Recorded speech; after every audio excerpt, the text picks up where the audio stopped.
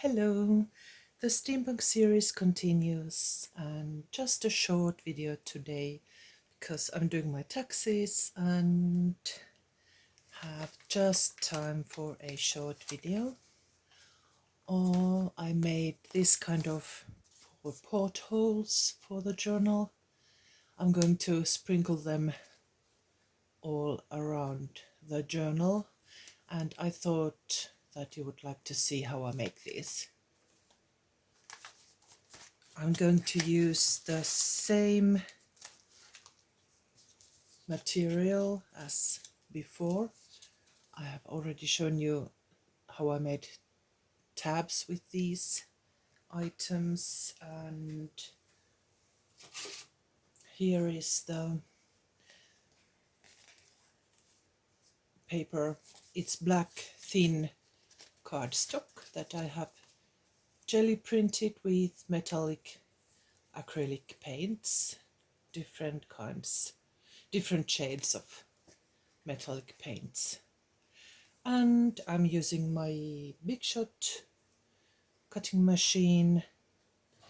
This kind of die, I will find the maker for you, just a second. It's Cottage Scotch porthole die. And I still have some paper. There's still room for one. So I will go to my cutting machine and show you the result. Here it is.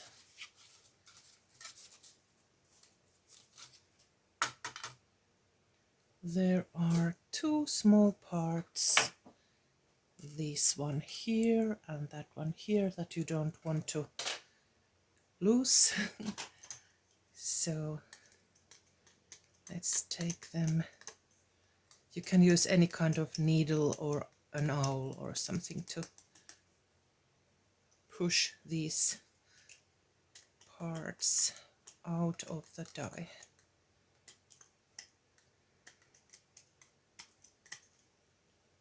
There they are. I will save this circle for future need, and also this one.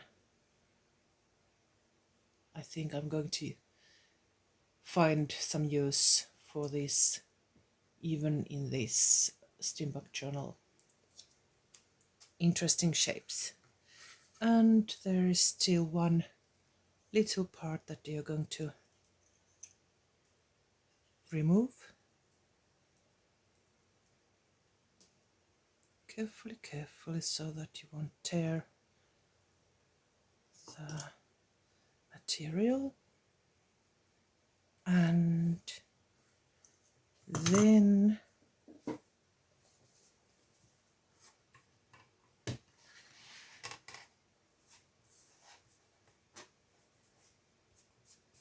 come on. Then you will need this stamp from Makistamps. It looks like this, and it has this grid and ornamental ring. They are plates, antique plates, but I like to use them in various ways. For example, this is my favorite. I will cut these circles with my large circle punch. I have this Fiskars size L circle punch that I have used. Then I used Versafine black, onyx black ink, and stamped with this Makistamp so that I get this image. And it will be the basis for the porthole. first we will glue this outer circle and then the rest of the parts. I'm using strong PVA glue again, as always.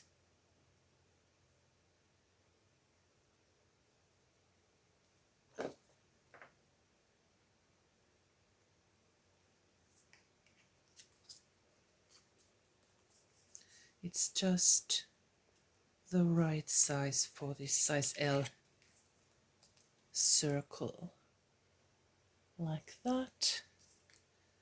Then this window over there.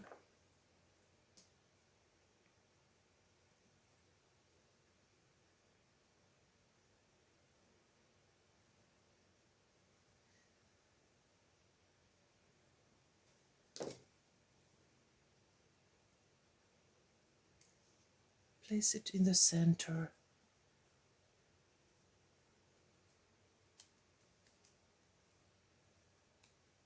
Like that.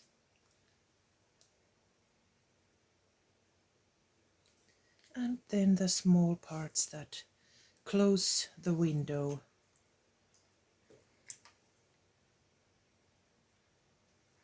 I'm picking it up with this glue and then I'm using my tweezers, and these parts go on top of that closure of the window.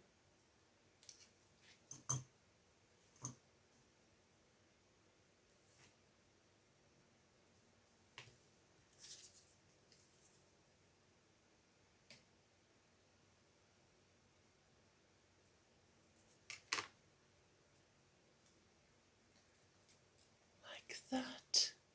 And while it dries, let's find a good place for it.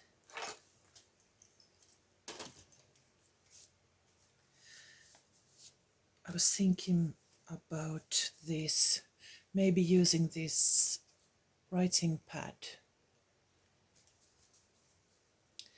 There's this number that I'm not quite happy with. It needs something more. We could use this to cover it up. Maybe the other way around. And add something for this side. I think I will do that.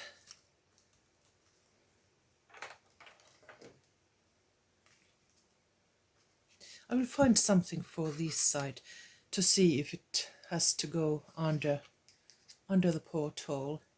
So I don't want to glue this down yet. Let it dry first and I will find an item to add underneath it or on this side. I found this number pin. It's Tim Holtz pin. It will be somewhere over here, like porthole number 11.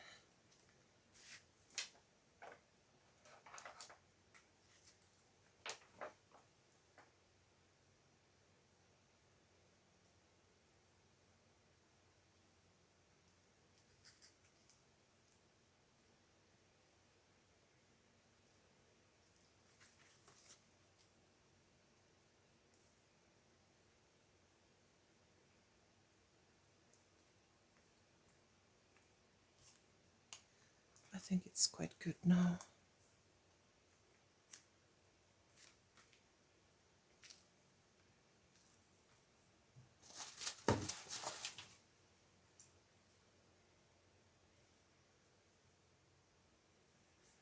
Let's poke a hole with a nail over there.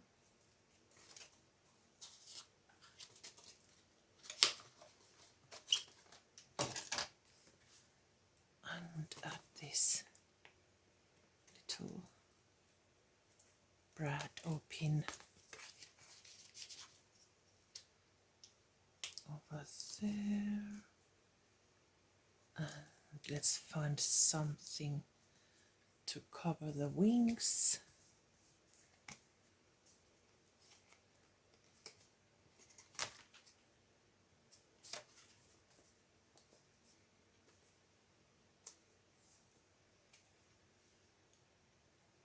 It's quite good, I like it.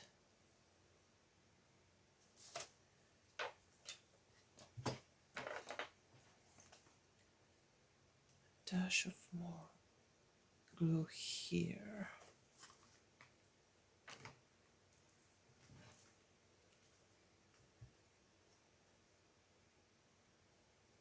I found this ticket to cover those wings. I'm going to glue this here like that.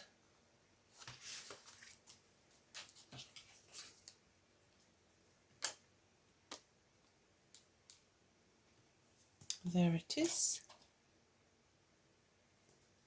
And the porthole with a number. Porthole number 11.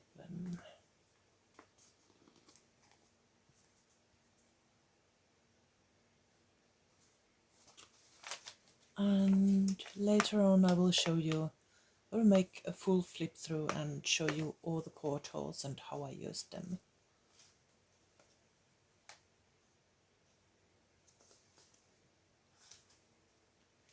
Thanks for watching and see you soon. Bye bye.